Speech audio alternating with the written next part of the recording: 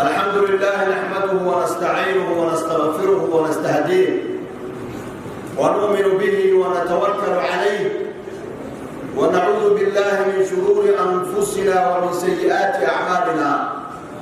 إنه من يهد الله فهو المهتد ومن يضلل فلن تجد له وليا مرشدا. وأشهد أن لا إله إلا الله وحده لا شريك له وأشهد أن محمدًا عبده ورسوله وصفيه من خلقه وحبيبه صلوات ربي وسلامه عليه وعلى آله وأصحابه ومن تبعهم بإحسان إلى يوم الدين. أما بعد، فيا عباد الله، أوصيكم ونفسي بتقوى الله عز وجل ولزوم طاعته، لأن العزة كل العزة في طاعة الله. ومن يتق الله يجعل له مخرجا ويرزقه من حيث لا يحتسب، ومن يتق الله يجعل له من أمره يسرا، ومن يتق الله يكفر عنه سيئاته ويعظم له أجرا. يا أيها الذين آمنوا اتقوا الله حق تقاته ولا تموتن إلا وأنتم مسلمون. يا أيها الذين آمنوا إن تتقوا الله يجعل لكم فرقانا ويكفر عنكم سيئاتكم ويغفر لكم والله ذو الفضل العظيم. وأحذركم كما أحذر نفسي عن عصيان الله ومخالفة أمره، فليحذر الذين يخالفون عن أمره أن تصيبهم فتنة أو يصيبهم عذاب أليم. أيها الأخوة الأعزاء، إن ديننا الإسلامي جاء ليوحد الناس وليجعلهم أمة واحدة. ورسولنا الكريم صلى الله عليه وسلم من مواصفاته أنه جاء يضع عن المجتمع الأغلال والقيود التي كانت تعيق حياتهم. النبي الأمي الذي يجدونه مكتوبا عندهم في التوراة والإنجيل يأمرهم بالمعروف وينهاهم عن المنكر ويحل لهم الطيبات ويحرم عليهم الخبائث ويضع عنهم إسرهم والأغلال التي كانت عليهم. ومن الأغلال التي كانت على المجتمع قبل مجيء النبي صلى الله عليه وسلم التفاخر بالأنساب والاقتتال بالقبلية والعنصرية. وقد تبرأ النبي صلى الله عليه وسلم كل من ينادي إلى عصبية قبلية، حيث قال صلى الله عليه وسلم: ليس منا من دعا إلى عصبية، ليس منا من قاتل على عصبية. فكانت العرب قبل الإسلام تتقاتل فيما بينها بهذا الأمر، وعندما جاء الإسلام نظم علاقة المسلمين فيما بينهم وجعلهم إخوة مترابطين بالأخوة الإيمانية، حيث قال تعالى: إنما المؤمنون إخوة. وقال النبي صلى الله عليه وسلم: المسلم أخو المسلم. فكل الروابط الأخرى قد زالت وترك الناس عن هذا الأمر، لأنهم كانوا يحبون النبي صلى الله عليه وسلم وكانوا يأخذون أقواله بالحرف الواحد. ولكن نحن في هذا البلد مع الأسف الشديد نحب رسول الله صلى الله عليه وسلم، ولكن بالاقتداء به باتباع أقواله الناس يقدمون من ذلك أهواءهم ومآربهم الشخصية ومنافعهم الدنيوية. وقد نهانا الله سبحانه وتعالى عن ذلك، فقال تعالى: يا أيها الذين آمنوا لا تقدموا بين يدي الله ورسوله. فعلى كل مسلم أن يتقيد بتعاليم الإسلام، لأن الإيمان يجبرنا على ذلك أن نمتثل لأوامره سبحانه، وإلا فما معنى الإيمان الذي لا يمنعك عن الاعتداء بالآخرين؟ ماذا ينفع؟ ذم الله سبحانه وتعالى على بني إسرائيل أنهم يفعلون ما يشاءون من سب الله وقتل الأنبياء، ومع ذلك يدعون أنهم شعب الله المختار، وأنهم أقرب الناس إلى الله. فقال تعالى في ذلك: قل بئس ما يأمركم به إيمانكم إن كنتم مؤمنين. فالإيمان لا بد أن يكون حاجزا بين الإنسان وبين المخالفات حتى لا يكون منافقا، كما وصف الله بالمنافقين: يقولون بأفواههم ما ليس في قلوبهم. الإسلام ينهانا عن قتل المسلم لأخيه المسلم، فيقول تعالى: ولا تقتلوا أنفسكم إن الله كان بكم رحيما. أخذ الله عهدا وميثاقا على بني إسرائيل، وسجل القرآن ما فعلوا تجاه هذا الميثاق، فذكرنا الله سبحانه وتعالى بالعهد والميثاق الذي أخذه على بني إسرائيل. وإذا أخذنا ميثاق بني إسرائيل لا تعبدون إلا الله وبالوالدين إحسانا وذي القربى واليتامى والمساكين وقولوا للناس حسنا وأقيموا الصلاة وآتوا الزكاة. هذا هو العهد والميثاق. بنود الميثاق أولا عبادة الله سبحانه. وإذا أخذنا ميثاق بني إسرائيل لا تعبدون إلا الله، ونحن هنا نعبد الله وحده لا شريك له. العهد الأول لا تعبدون إلا الله، وبالوالدين إحسانا. هذه مكارم الأخلاق، وتبدأ مكارم الأخلاق من بر الوالدين، وبالوالدين إحسانا وذي القربى واليتامى والمساكين وقولوا للناس حسنا. الكلمة الطيبة صدقة. ديننا الإسلامي يأمرنا أن نحاسب على كل كلمة نقولها، فإذا أردت أن تقول كلمة فلا بد قبل القول بها أن تفكر بها. هل هذه الكلمة تؤدي إلى اختلاف بين الناس؟ هل هذه الكلمة تسبب مشاكل في المجتمع؟ أم أن هذه الكلمة تنشئ العلاقة الطيبة بين الناس؟ من كان يؤمن بالله واليوم الآخر فليقل خيرا أو ليصمت. الشيطان يريد أن يفسد بين الناس بنقل الكلمات التي تؤدي إلى القتال أو الاختلاف. فيقول سبحانه وينهانا عن ذلك: وقل لعبادي يقول التي هي أحسن إن الشيطان ينزغ بينهم. لابد أن نقول بالكلمة الطيبة: وقولوا للناس حسنا وأقيموا الصلاة وآتوا الزكاة. الحمد لله أمتنا الصومالية أمة تقيم الصلاة في كل المدن. المساجد مليئة بالمصلين. هذا شيء مظهره جميل جدا، وهذا شيء يفرح المؤمنين. شعيرة من شعائر الإسلام، ذلك ومن يعظم شعائر الله. ولكن لا بد أن تكون الصلاة هي التي تنهى عن الفحشاء والمنكر. إن الصلاة تنهى عن الفحشاء والمنكر. أيها الإخوة الأعزاء، إن الصلاة والزكاة والصيام وسائل وليست أهداف بحق ذاتها. هنا حدث سوء فهم بين المسلمين. قد يظن بعض الناس أنه إذا ركع ركعات أو سجد سجدات أو أتى المسجد هذه الشكليات وهذه الحركات هي التي تنفعه، وهذه وسيلة وليست هدفا. فالوسيلة تحقق الأهداف. مثلا الصلاة هدفها أن تحقق وأن تجعل المسلم يعبد الله سبحانه ويمتثل لأوامره ويكون تقيا. إن الصلاة تنهى عن الفحشاء والمنكر. وكذلك الصوم. لماذا فرض الله على المسلمين الصيام؟ لا حبا أن يجوع الناس، وإنما أن يحققوا هدفا يسمى تقوى الله. كتب عليكم الصيام كما كتب على الذين من قبلكم لعلكم تتقون. فإذا لم يتق الإنسان ربه وهو صائم لا يأكل ولا يشرب فهذا لا ينفع شيئا. من لم يدع قول الزور والعمل به فليس لله حاجة في أن يدع طعامه وشرابه، لأن الصيام لا بد أن يحقق تقوى الله.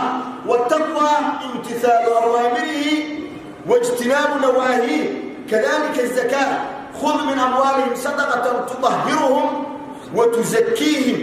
وكذلك الحج. أعمال الحج عندما تنتهي بالنحر يقول الله سبحانه: لن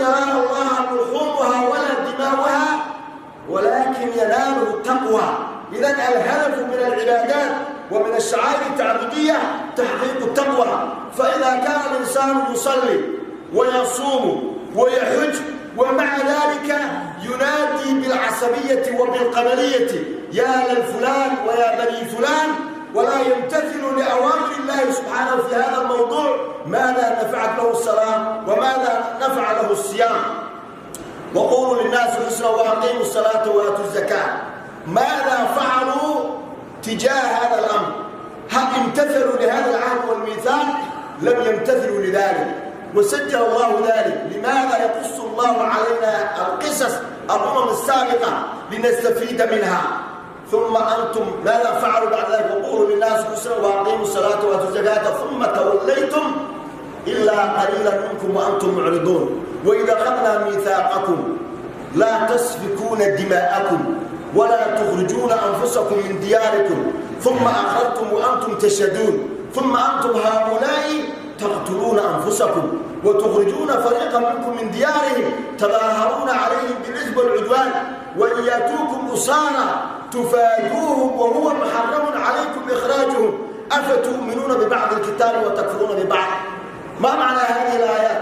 كان هناك حرب بين العرب وبين اليهود، وهناك كانت تحالفات قبائل عربية وقبائل من اليهود، فتحدث حروب فيما بينهم وتنصر مجموعة على أخرى، ثم يقولون أننا نجد في التوراة إذا وجدنا يهوديا أن نعطي أو أن ندفع عنه مبلغا من المال حتى لا يكون أسيرا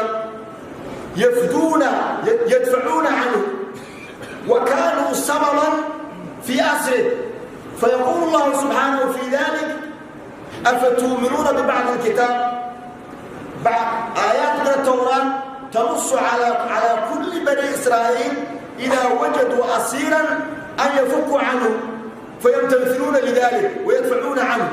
وفي مقابل ذلك في التوراة تنهاهم عن أن يكونوا مشاركين بالحروب القائمة فيما بينهم، فلا يمتثلون في إثارة الحروب ولكنهم يمتثلون في نتيجتها بفك الأسير. فيقول تعالى أفتؤمنون ببعض الكتاب وتكفرون ببعض. مثل ذلك حدث في بلدنا، الصوماليون يتقاتلون فيما بينهم في البلد في الداخل في الوطن، ولكن إذا سمعوا أن واحدا من الصوماليين قتل في جنوب إفريقيا أو نهب أمواله في هناك يتعاطفون معه، فيقولون لماذا حدث ذلك؟ قتل واحد من الصوماليين في جنوب إفريقيا، فما الفرق بين قتله في الصومال وقتله في جنوب إفريقيا؟ أليست النتيجة واحدة؟ أفتؤمنون ببعض الكتاب وتكفرون ببعض؟ فما جزاء من يفعل ذلك منكم إلا خزي في الحياة الدنيا ويوم القيامة يردون إلى أشد العذاب وما الله بغافل عما تعملون. أولئك الذين اشتروا الحياة الدنيا، الذين يهتمون بهذه الحياة الثانية التي لا قيمة لها عند الله. لو كانت الدنيا تعدل عند الله جناح بعوضة ما سقى كافرا منها شربة ماء. هذه الدنيا الثانية التي لا وزن لها عند الله من أجلها نتقاتل ومن أجلها يعادي بعضنا بعضا ولا تستحق ذلك. فاتقوا الله عباد الله وأصلحوا ذات بينكم وأطيعوا الله ورسوله إن كنتم مؤمنين. بارك الله لي ولكم بالقرآن العظيم ونفعني وإياكم بما فيه من الآيات والذكر الحكيم.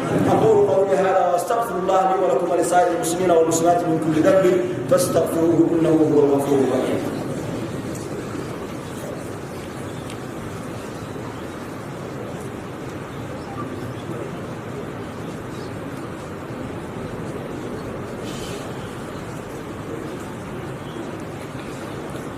الحمد لله رب العالمين والعاقبة للمتقين ولا عدوان إلا على الظالمين، وأشهد أن لا إله إلا الله ولي الصالحين، وأشهد أن محمدًا عبده ورسوله بلغ الرسالة وأدى الأمانة ونصح لهذه الأمة وكافح وجاهد حتى دخل الناس في دين الله أفواجا. فصلاة ربي وسلامه عليه وعلى آله وأصحابه ومن تبعهم بإحسان إلى يوم الدين وسلم تسليما كثيرا.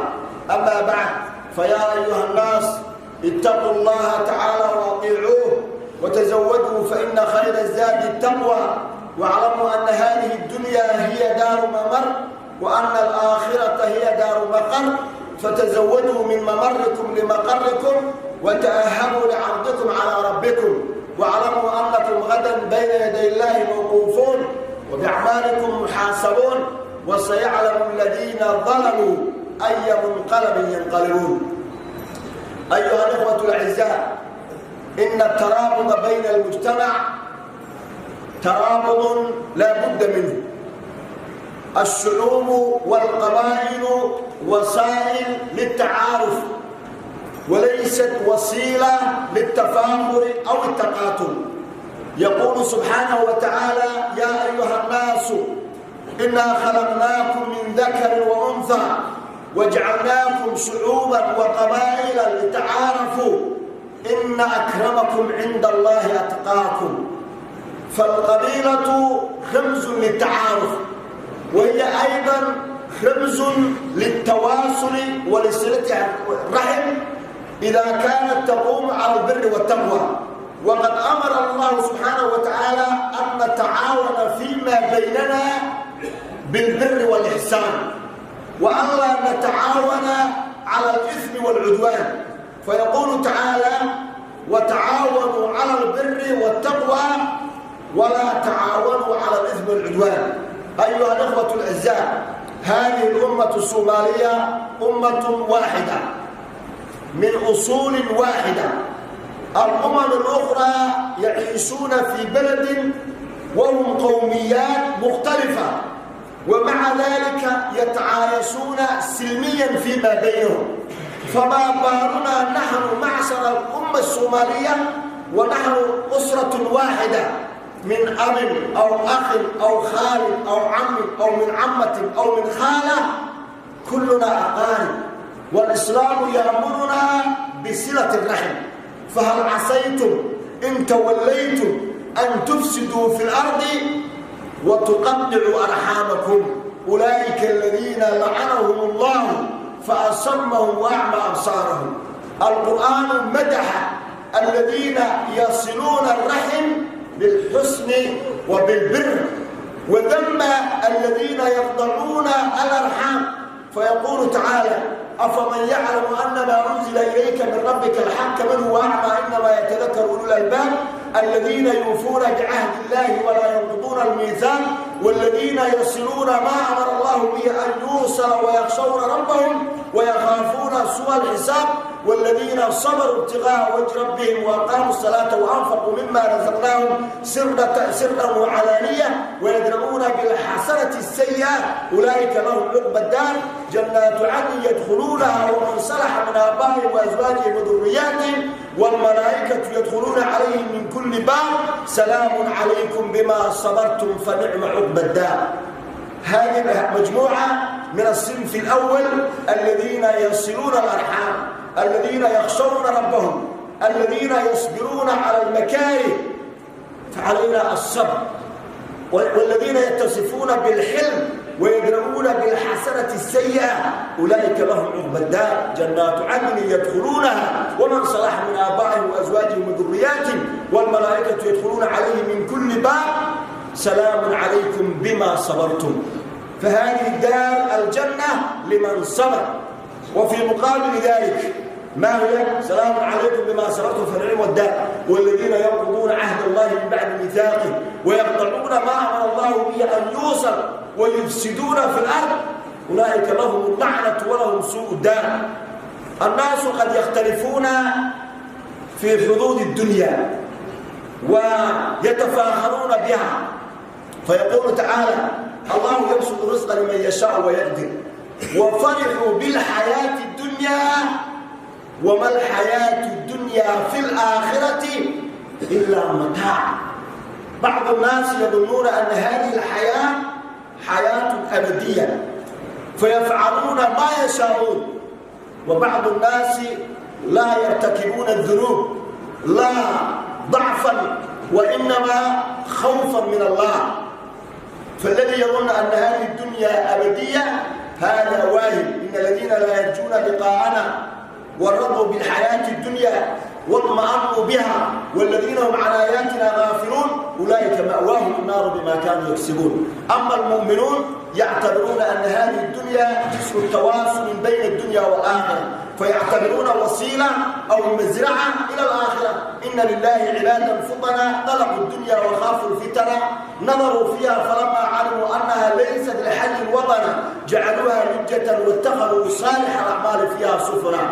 فالقبيلة لا تكون معك يوم القيامة وكلهم آتيه يوم القيامة فردا. فإذا نفخ في الصور فلا أنساب بينهم يومئذ ولا يتساءلون. كل واحد يأتي مفردا واحدا لا معه آخر. يوم يفر المرء من أخيه وأمه وأبيه وصاحبته وبنيه لكل امرئ منهم يومئذ شأن يغنيه. إذا كان الأمر بهذه الصورة فلماذا نرتكب الذنوب والآثام ونقتل الآخرين بسبب القبيلة أو الفخر أو أنه ينتمي إلى ذلك؟ أصحاب رسول الله صلى الله عليه وسلم كانوا قبل الإسلام يتفاخرون بأحسابهم وأنسابهم، ولكن عندما ربى النبي صلى الله عليه وسلم التربية الإسلامية الصحيحة نبذوا ذلك، وكان من شعارهم أبي الإسلام لا أمل لي سواه إذا افتخروا بقيس أو تميم. فعلى كل مسلم أن يتصف بهذه الصفة وأن يكرر هذا الشعار من أصحاب رسول الله صلى الله عليه وسلم: أبي الإسلام لا أمل لي سواه إذا افتخروا بقيس أو تميم. قيس قبيلة عربية وكذلك تميم. فنحن في هذا البلد نتفاخر فيما بيننا، هذا من قبيلة فلان وذاك من قبيلة فلان، وندعي أننا أتباع محمد صلى الله عليه وسلم. فأتباع محمد كلهم أمة واحدة. المسلم أخو المسلم لا يظلمه ولا يخذله، وكونوا عباد الله إخوانا. أيها الناس اعلموا أن الله صلى على نبيه قديما ولم يزل قائلا والآمرا حكيما: إن الله وملائكته يصلون على النبي يا أيها الذين آمنوا صلوا عليه وسلموا تسليما. اللهم صل على محمد وعلى آل محمد كما صليت على إبراهيم وعلى آل إبراهيم، وبارك على محمد وعلى آل محمد كما باركت على إبراهيم وعلى آل إبراهيم في العالمين إنك حميد مجيد. وارض اللهم عن الخلفاء الأربعة أبي بكر وعمر وعثمان وعلي وعن الصحابة أجمعين وعن التابعين والتابعين بإحسان إلى يوم الدين. اللهم اغفر للمسلمين والمسلمات والمؤمنين والمؤمنات الأحياء منهم والأموات. اللهم نور على أهل القبور قبورهم. اللهم اغفر للأحياء ويسر لهم أمورهم. اللهم ارفع عنا مقتك وغضبك يا أرحم الراحمين. اللهم آمنا في أوطاننا وأصلح ولاة أمورنا، واجعل اللهم ولايتنا في من خافك واتقاك واتبع رضاك برحمتك يا أرحم الراحمين. اللهم من أراد بهذه الأمة خيرا فحقق الخير في يديه، ومن أراد بهذه الأمة شرا فاجعل الدائرة عليه واشغله في نفسه واكفنا من شره يا رب العالمين. اللهم يا من ألف بين الشجر والنار ألف بين قلوبنا ووحد كلمتنا يا رب العالمين. اللهم إنا نستقبل بقدرته ونستحمي بحماه يا من عز جاره وجل ثناؤه ولا إله غيره. نعم في جوارك فاجرنا. اللهم أعز الإسلام والمسلمين. اللهم أعز الإسلام والمسلمين. اللهم أعز الإسلام والمسلمين. اللهم ارفع راية الحق يا رب العالمين. اللهم هيئ لهذه الأمة أمر رشد يعز فيه أهل طاعتك ويذل فيه أهل معصيتك، يؤمر فيه بالمعروف وينهى عن المنكر يا رب العالمين. اللهم حقق آمالنا واختم بالصالحات أعمالنا وتوفنا وأنت راض عنا يا رب العالمين. ربنا آتنا في الدنيا حسنة وفي الآخرة حسنة وقنا عذاب النار. عباد الله إن الله يأمر بالعدل والإحسان وإيتاء ذي القربى وينهى عن الفحشاء والمنكر والبغي يعظكم لعلكم تذكرون.